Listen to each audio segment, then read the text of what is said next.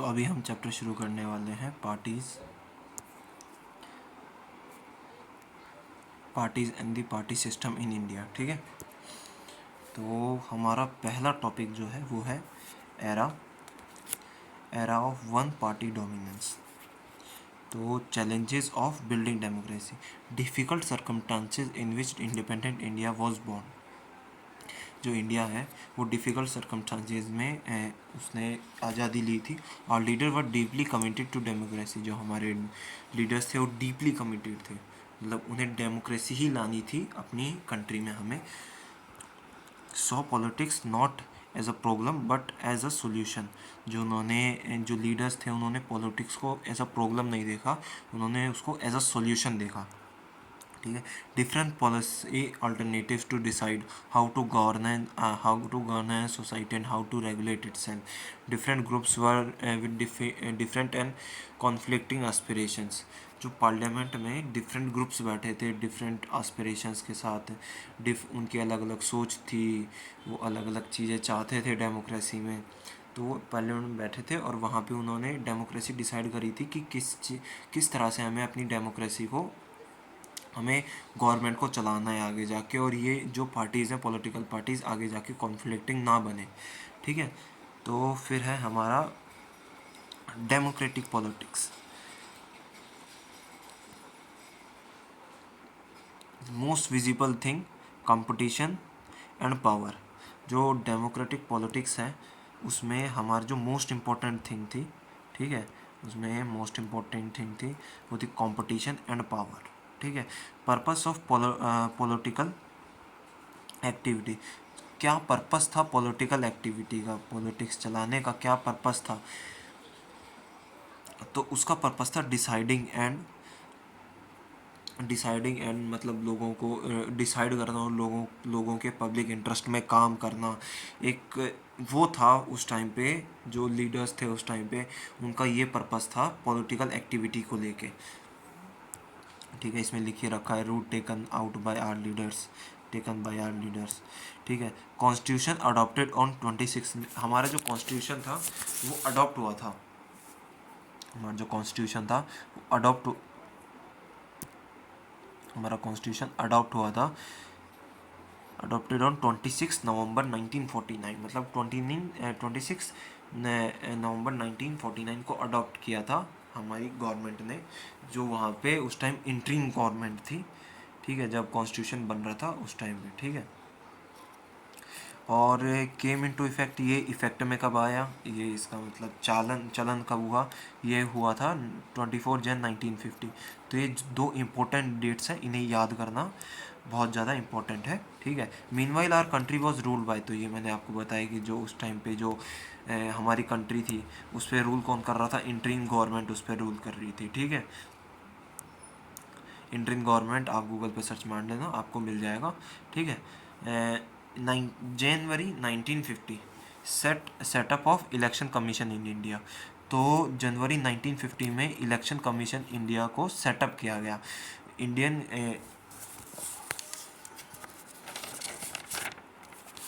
जो इंडियन वो थी, एक इलेक्शन कमीशन ऑफ इंडिया थी, उसको बनाया गया फर्स्ट टाइम पे। ठीक है,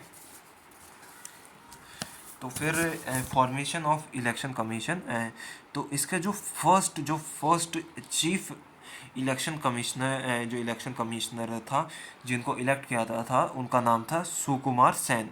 तो ये भी एक इम्पॉर्टेंट है, इसको भी, इस नेम को आपको याद करना है, इसको रखना है। ठीक है, क्या कि जनवरी 1950 में इलेक्शन कमीशन ऑफ इंडिया को फॉर्म किया गया, और इसका जो फर्स्ट इलेक्शन कमिश्नर था जो वो थे उनका नाम था सुकुमार सेन। ठीक है, countries first general election accepted in sometime 1950 itself.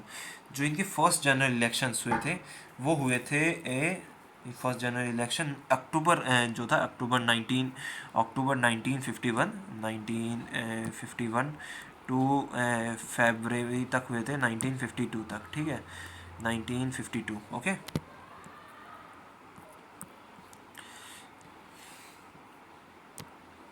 ठीक है, तो not going to be easy free and fair election in the country. मतलब इसमें बताया गया है कि जो क्या क्या प्रॉब्लम्स फेस करी इलेक्शन कमीशन ऑफ इंडिया ने जब फ्री एंड फेयर, तो not going to be easy, उनके लिए इजी नहीं था फ्री एंड फेयर इलेक्शंस कराना, फ्री एंड फेयर इलेक्शंस कराना कंट्री के अंदर ऑफ इंडियन साइज़। मतलब एक तो हमारी कंट्री का इतना बड़ा साइज़ है, उसमें फ्री एंड फेयर इलेक्शंस कराना एक काफ़ी मुश्किल काम था। ठीक है। होल्डिंग एन इलेक्शन रिक्वायर्ड, जो एक इलेक्शन को होल्ड करने के लिए, एक इलेक्शन को इलेक्ट कराने के लिए, ठीक है, क्या क्या चीज़ें रिक्वायर्ड होती हैं। तो drawing the boundaries of electoral constituencies. ठीक है। सेकंड पॉइंट है preparing the electoral rolls and list of eligible citizens to vote. ठीक है। तो प्रिपेयर करना, इलेक्टोरल रोल्स को प्रिपेयर करना, और जो एलिजिबल वोटर्स थे, जो वोट कर सकते थे 18+ एज यूनिवर्सल एडल्ट फ्रेंचाइज हमारे उस टाइम लगाई गई थी। ठीक है। जो वोट कर सकते थे उनकी एक लिस्ट बनाना, किसी की नाम की गलती ना हो जाए, है ना, तो वो करना। ठीक है। तो इसमें काफ़ी ज़्यादा टाइम लगा था जो ये काम हुआ था। तो इसमें हमारी गवर्नमेंट को, इलेक्शन कमीशन ऑफ इंडिया को काफ़ी ज़्यादा टाइम लगा था। ठीक है। First draft roll got published.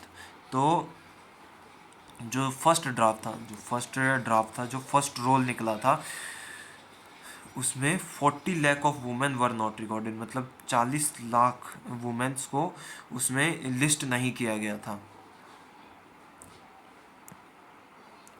ठीक है। उन्हें लिस्ट किया था, listed as wife of name like Rakesh and something, Raj, जो भी नाम है, और डॉटर ऑफ समथिंग। ठीक है। Someone, daughter of someone like that. Refusal of entries by the election commission, जो इलेक्शन कमीशन था, उन्होंने काफ़ी ज़्यादा एंट्रीज आने की वजह से रिफ्यूज़ कर दिया था एंट्रीज आने को, कि और ज़्यादा एंट्रीज हम नहीं लेंगे इलेक्टोरल रोल में। ठीक है। तो जो revision is possible and deletion और इफ़ नेसेसरी, मतलब जो रिवीजन होती पूरी, अगर उसमें किसी का 2 बार नाम आ रहा है तो उसको डिलीट किया जाता, अगर नेसेसरी होता तो, किसी का बार बार नाम वगैरह आता है, ऐसा कुछ होता तो। ठीक है। फर्स्ट जनरल इलेक्शन, तो फर्स्ट जनरल इलेक्शन का मेहमद एक्सरसाइज भी कहा जाता है इसको।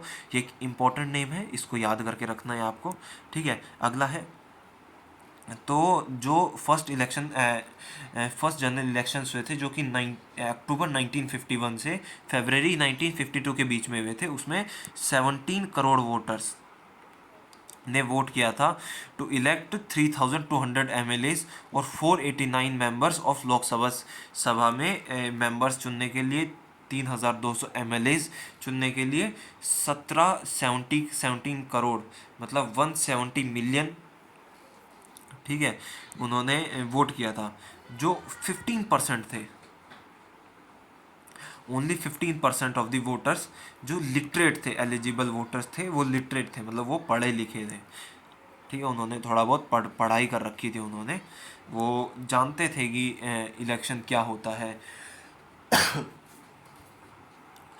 तो चैनल शेयर करके आता हूँ, चैनल शेयर करके आ जाओ यार, वीडियो शेयर कर दो अपने फ्रेंड्स वगैरह के साथ अगर आपको अच्छी लग रही है तो।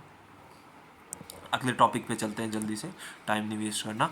Election commission train 3 lakh+ officers and polling staff to conduct election. जो इलेक्शन कमीशन था, ये इंपॉर्टेंट नहीं है, फिर भी इलेक्शन कमीशन ने 3 लाख ऑफिसर्स और पोलिंग स्टाफ, मतलब 3 लाख ऑफिसर्स और जो पोलिंग स्टाफ, जो इलेक्शंस कराने वाले थे, उनको ट्रेन किया इलेक्शंस कराने के लिए। ठीक है।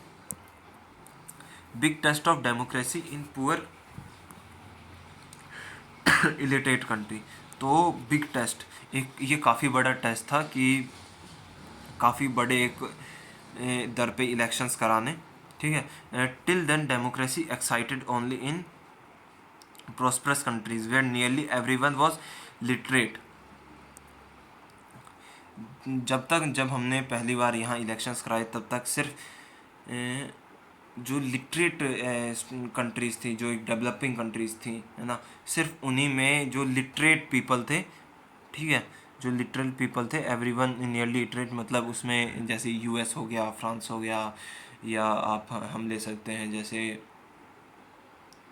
कोई और कंट्री हो गई, ठीक है, तो उनमें ज़्यादातर लोग लिटरेट होते थे, पढ़े लिखे होते थे, ठीक है, तो उनसे वो कराई जाती थी, वोटिंग कराई जाती थी। Many European countries hadn't give voting right to all women.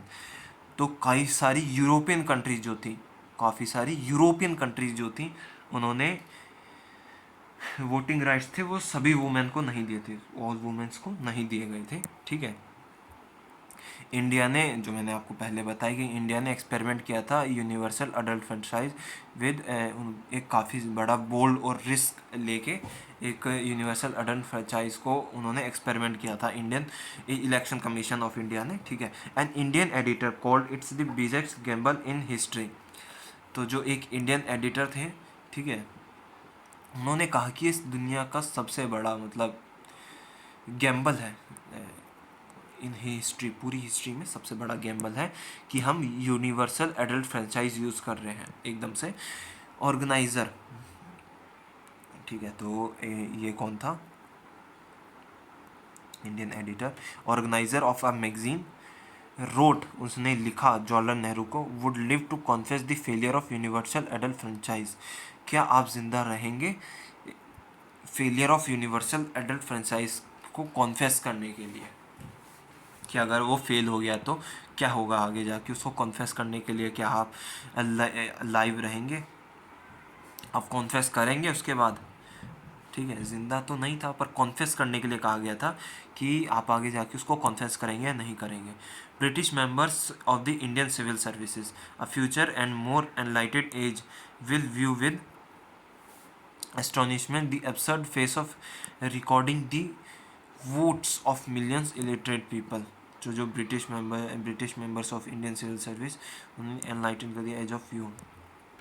Election has been postpone twice and finally held in October 1951 to 1952। मैंने आपको बताया कि इलेक्शन जो थे वो अक्टूबर 1951 से 1952 के बीच में हुए और इलेक्शन को 2 बार पोस्टपोन किया गया।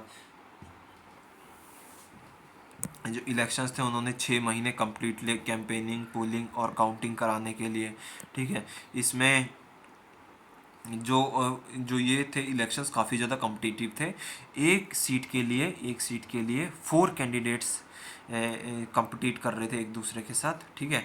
ऑन एन एवरेज में मतलब 5 भी हो सकते थे, 6 भी हो सकते थे, 3 भी हो सकते थे, 4 भी हो सकते, 3 भी हो सकते थे, 2 भी हो सकते थे, ये 4 भी हो सकते थे। ऑन एन एवरेज 4 बताया गया इसमें, ठीक है। Encouraging level of participation, more than half of eligible voters voted in election. मतलब जो लेवल ऑफ पार्टिसिपेशन था वो काफ़ी ज़्यादा एनकरेजिंग था, ठीक है। More than half of the eligible, जो एलिजिबल वोटर्स थे उनमें से आधे ज़्यादा मोर देन 50% या मोर देन 60% ले सकते हो, उन्होंने वोट किया था इलेक्शंस में, ठीक है। Results accepted as fair even by the losers, जो लूजर्स थे जिन्होंने इलेक्शन रूल्स किया था उन्होंने भी फेयर इस जो इलेक्शन था इसको फेयर माना था और इसको एक्सेप्ट किया था, ठीक है। Indian experiment proved all criticism wrongs, जो इंडियन एक्सपेरिमेंट था, जो यूनिवर्सल एडल्ट फ्रेंचाइज था, ठीक है, यूएएफ जिसको हम लिख सकते हैं यूएएफ, यूनिवर्सल एडल्ट फ्रेंचाइज, जो एडिटर ने लिखा था कि आप ये करना, उनको सबको रॉन्ग उसने प्रूव किया, क्रिटिसाइज सभी को रॉन्ग प्रूव किया और ये एक सही चीज़ निकल के आई, ठीक है। Times of India appreciated this experiment, तो जो टाइम्स ऑफ इंडिया थी जिसके हम न्यूज़पेपर वगैरह पढ़ते हैं वो उस टाइम पे उन्होंने अप्रिशिएट किया इस एक्सपेरिमेंट को, ठीक है।